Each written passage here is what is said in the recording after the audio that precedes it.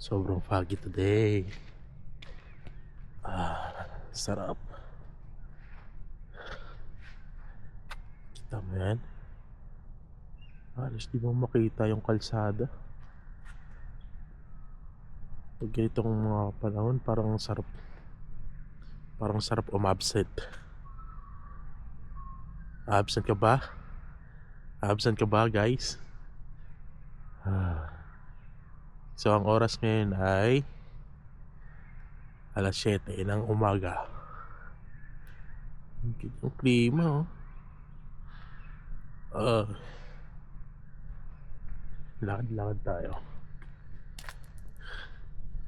Para tayo nasa ghost town. Ang sarap magkape. Nag-ielo pa.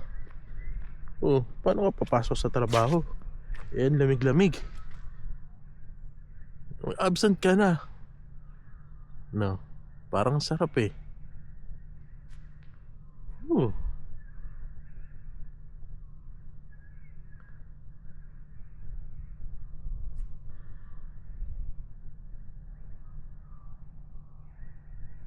Hindi ko makita yung kalsada doon.